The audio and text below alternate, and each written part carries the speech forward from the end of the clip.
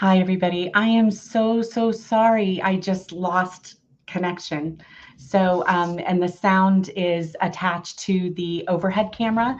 And so you couldn't see my project and you couldn't hear me. So I am terribly sorry. I hope you'll pop back on.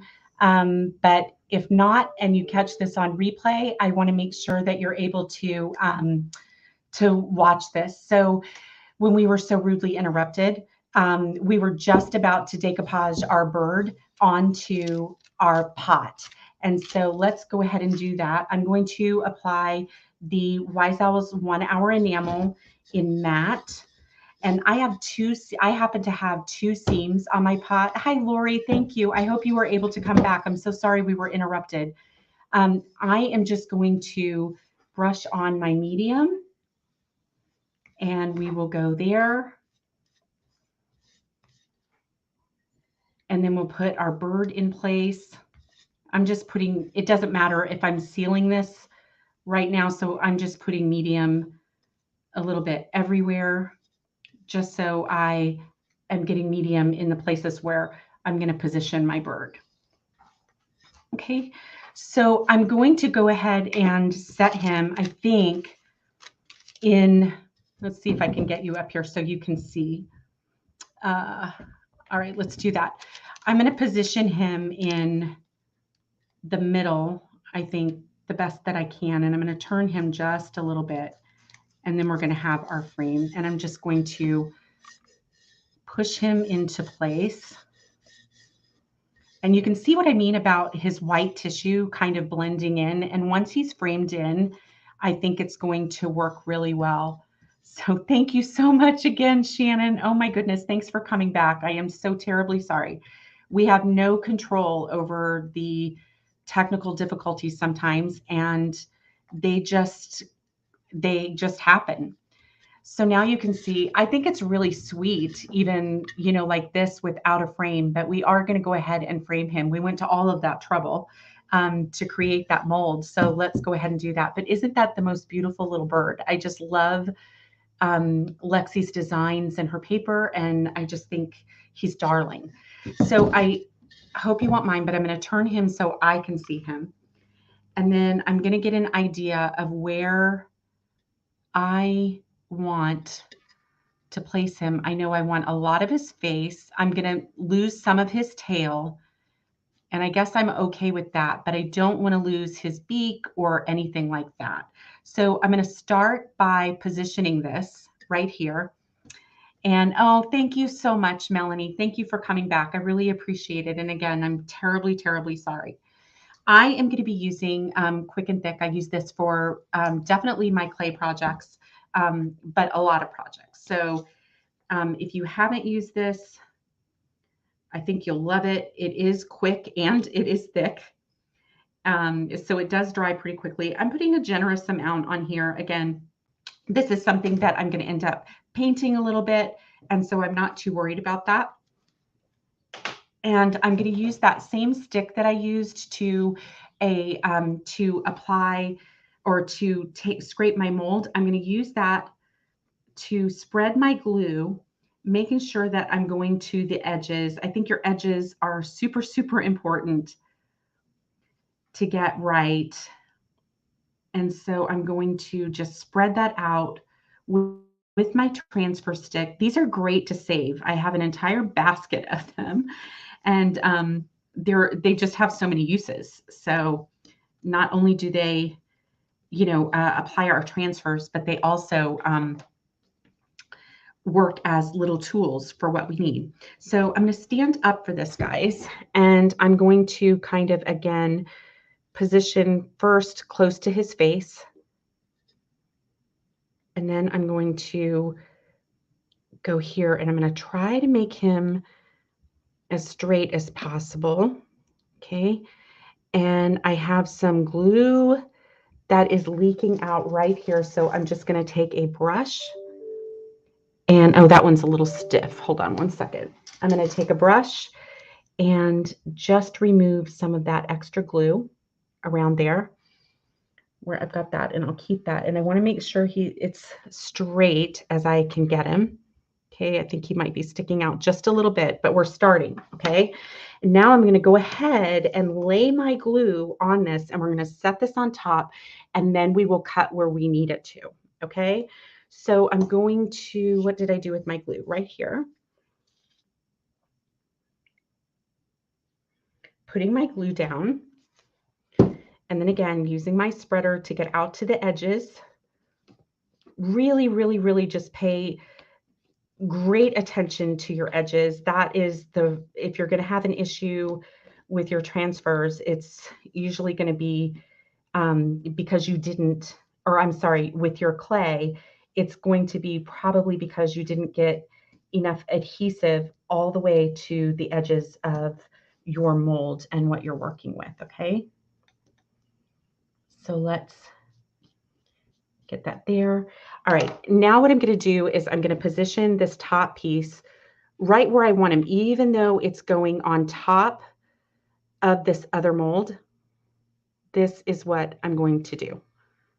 Just like this, and I'm going to maybe bring him up just a little bit. And of course, that's super thick, and that's not what we want, but this is going to allow us to cut with our X-Acto knife right where we want it. Hi, Royce, how are you? And so I'm sorry, you're going to see on your page that I had to go live twice because technical difficulties kicked out my camera. So, but thank you for popping on here. So for this, I'm going to turn this to the side so I can see where these meet. And I'm going to take my X-Acto knife and I'm going to cut right where these meet. And then I'm going to lift up this piece and take out that piece that's underneath, just like this. And so now I have this flat, I've got a flat frame, and I'm going to show you, I'm going to use a little bit of water on my fingertips and blend that in a little bit, but we're also going to be able to blend it in with the paint. So that is a way. So since we're changing the size of our frame mold, this is the way that we can do this. And I think it's not quite straight, but I'm not going to worry about that too much. So again, I'll try to do it so that you can see it. I'm going to push here to cut that, to join it. Then I'm going to lift the piece that's on top and remove the piece that's on the bottom, just like that. And then I'm going to just kind of push those together a little bit. And then what I'm going to do is I'm just going to wet my fingers just a little bit. And I'm going to take my clay and just with a little bit of water, I'm just going where that seam is. But I'm also going to be able to fill that in with paint. And then while I still have time before the glue is completely dry, I'm just going to position my frame the way I want him. And he's a little wonky on this side. So you can see he's just a little wonky on this side. So I am going to play with this just a little bit. Again, standing up. So he's just a little wonky. Then I want to just gently go around when I have this in place and see, this is how we were able to get a lot of that bird actually in this frame. Even though the frame wasn't big enough, we made it big enough. Okay. Now I typically would let this dry before I painted, but this is a Facebook Live. So we're just going to do all the things. Okay. And the first thing that I want to do is I want to take some of that peppercorn paint that I did underneath. And you can see here that decoupage paper, I didn't fussy cut him. So, but because I was using a light background, you can see that he just shows up beautifully. And, you can't tell where the decoupage paper is. So I'm just going to take a little bit more of my loose glue out of here since I've positioned him in place. Just kind of cleaning up my edges a little bit. And then I'm going to just take an artist brush and let me get my lids on some things really quick. Otherwise I can see an entire, let's see, there will be cornstarch, glue, and sealer everywhere. These pieces have glue on them, so I'm going to toss those. I'm not going to be able to reuse those little bitty scraps. And I have some peppercorn paint in here. So, it's rolling away. Hold on. small spaces. All right, let's take a little artist brush and we're going to go in, and the first thing that we're going to do, I want to repeat that same painting technique that I did for the pot. And remember, I first started out with peppercorn. So I'm going to fill this in. It doesn't have to be perfect, but I do want to take a really soft brush and gently push this paint in here. And if I get a little off to the side, it's no problem. It's just gonna, it's just gonna look like we've kind of gone over the edges. So that's gonna be fine. I've got a little more glue right here that I didn't see. Okay, so we're gonna paint that up really quick. Well, as quick as we can. And so this way you're getting that same finish onto your mold. Now, if you're working with resin molds, or you're not manipulating the size of your frame or something like that, you could let it dry and, fill in if you had any areas that bothered you. You could certainly do that. You could then paint it before you applied it to your project. And this brush is nice because it's just a little artist brush. And I just want to get some of that peppercorn paint in there. And I'm even going to fill it a little bit more right in where I joined these. Okay.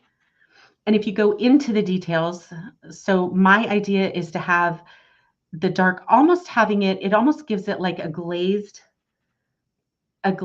effect when you do your darker color first and you want to push it into the details. I'm just going all the way around. Okay, and then we'll do this side. I love this bird, and I think the colors are really, really pretty. I want to push him down just a little bit more there.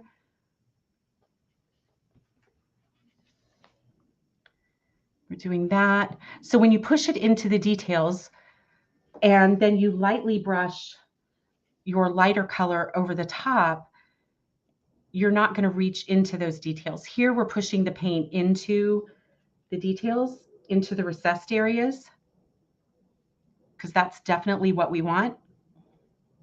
And even if you painted this like I am, and I come back tomorrow and it does have some cracks, as I said, you can fill in with a little clay or a little hot glue. And then you're going to be in really good shape because you can just fill it in as you need to. This pot is not perfect. This isn't a modern or pristine finish. So it is, and it's not meant to be. So it really depends on, but I can also fill in some of those with a little bit of paint where we joined the frame pieces. I'll see if you have any questions. Okay. I will put this video together out on YouTube also, either tomorrow or no later than Friday. And the nice thing about that is I'll be able to take that first attempt that we had at live, and then this, and I won't be chatting as much. And you'll just get the instruction on how to do this. And you'll get to see the whole project in really just a few minutes, usually about 10 minutes, 10 minutes or so. I'm able to edit the video and get it down to that. If you haven't subscribed to my channel, my channel. That's a new thing, I guess I'm starting. My YouTube channel, I would love it if you would. It's also Vintage Revival Design Co. LLC. And I am going to just come around these edges here, and I don't even mind if I, go a little bit here. I still even have some wet glue. All right, so here's what we've got, but this isn't how we're leaving him. I missed a whole section here. This isn't how we're leaving him. I just want to fill in and get around the edges. I'm getting glue in my paint, so I'll probably have a little cracking. Okay. Okay, and then I'm just going to take my heat gun Can you believe this is the first time I'm pulling out the heat gun. Usually I have to pull it out about 3 or 4 times when I'm doing a project. I keep seeing places that I didn't go. So I'm just going to go here underneath. Okay. So this is where we're at right now. But how we're going to finish this off is we're going to go ahead and dry this a little bit. And then we're going to apply this other coat of paint. And then you're going to see how it just kind of blends in a little bit. All right. I just want to dry it up enough so that I can get that other coat of paint on it.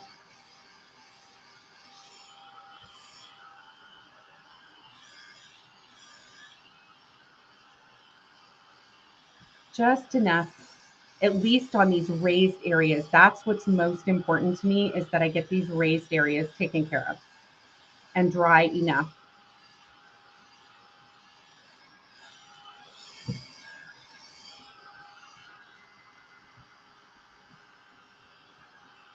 I'm going to come around these bottom edges because I'll be touching those as well.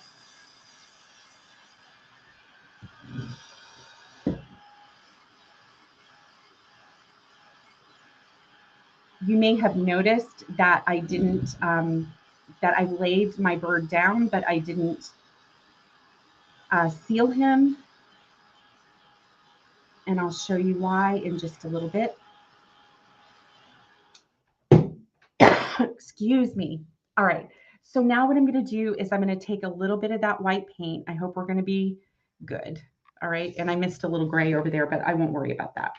I'm going to just take another artist brush and we're going to lightly go over. Let me make sure you can see. I'm going lightly over with that lighter color. And so you can see what I love is that we get almost as if we had glazed this frame.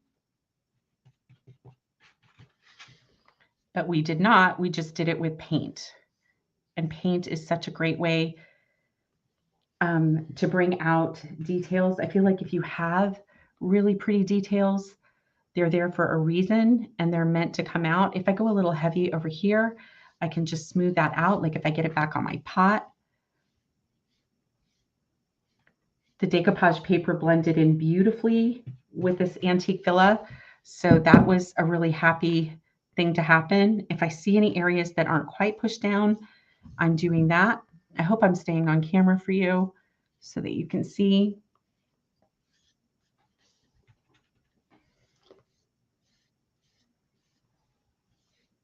I just love these little birds. Birds are so sweet. We actually have, we've become the house of choice this year. We have about 3 different bird's nests. They seem to go under our deck. We have an area that we've kind of sectioned off, and it houses like, you know, our garden pots and things like that we're storing. And so what's happened is that we've got about 3 different nests. And so we can't get into some of those storage containers that we have out there because we don't want to, you know, disturb them at all. And so we'll have to wait. We'll probably have to go and buy soil, even though we have it, and all of that. But it's really sweet. They work so hard, you know, to build those nests. So anyway, this is what we've got so far. What do you think? You can let me know. And while I've got this here, I'm going to go ahead and just do this edge that I'm not painting inside the pot because I don't know if someone will want to,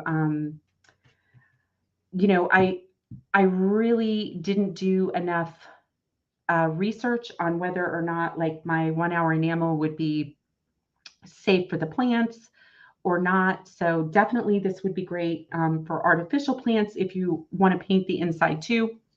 But I'm not worried about that. I'm just going to go ahead and leave it unsealed. The outside will be sealed, which should protect the finish on this for a while, because with the clay pots, I guess what in a long, bad way, what I'm trying to do is to say that it's a good idea to seal the inside of your clay or cement pots, but you want to do it with something safe. And so at a minimum, I think I could even rub some salve in there because that's all natural. But anyway, all right, so here's where we're at right now. And then my final step is that, I mean, I like him just like he is. I really do. I like him just like he is. I thought about, you guys can vote if anybody's here. So you know how I love the diamond glaze, and it's a little bit of a a dimensional adhesive, so it can almost make this guy, almost make it look like he's under glass. Thank you so much, Beth. And I don't know if it's the house wrens nesting. We do have some mourning doves, and then we have some other little birds, and I don't know exactly what what they are. I'm going to have to take a picture and find out. So, all right. Anyway, so let's go ahead and try the diamond glaze. I'm not opposed to it, but I'm glad that you like him.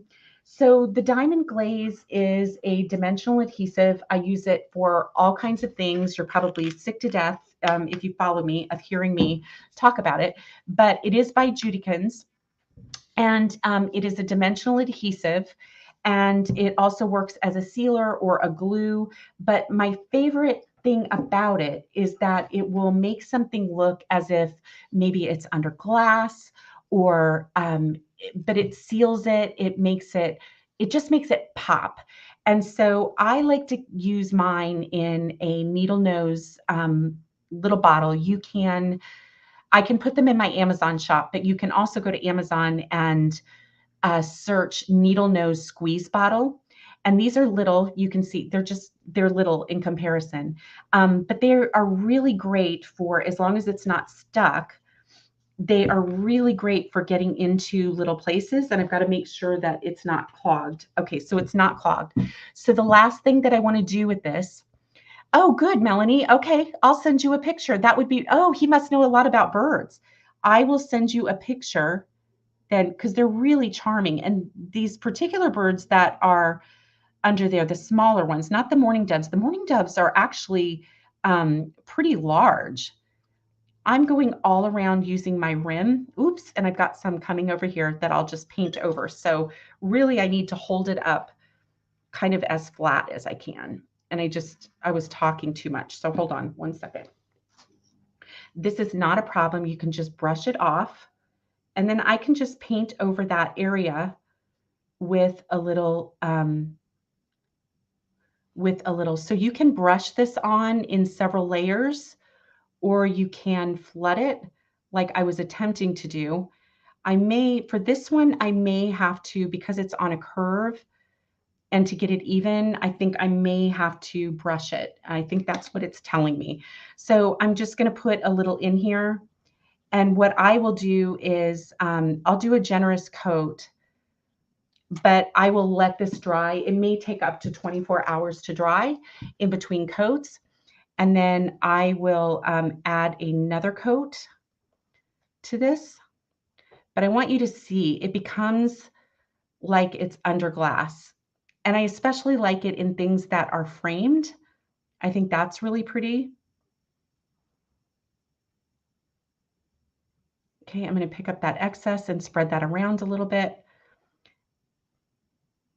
But you get, so all of a sudden, and so it's going to actually pop and look 3D, but when I add the other coats, so you can build up your coats, but I've got a lot of, yeah, this is definitely, so if you're working on a curve, you probably want to brush it on instead of flooding it. Typically what I'll do is I'll use this, and if I'm working on a flat surface, I would use my needle nose bottle, and I would go around. I think of it as like decorating a sugar cookie with royal icing.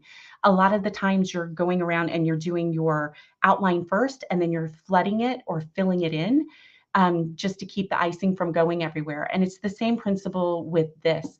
But you can see it's going to be even a little shinier, and it's just going to look like we've put a framed print a framed glass print under glass right in our frame. So there he is. I will finish him up tomorrow. And again, I'll have the YouTube video up by about Thursday or Friday at the latest. So for everybody who came back and everybody who watched the first time, and maybe you're catching this on replay, thank you so much for your patience. We all struggle with technology at some point something happens. And so I really appreciate your coming back and joining me.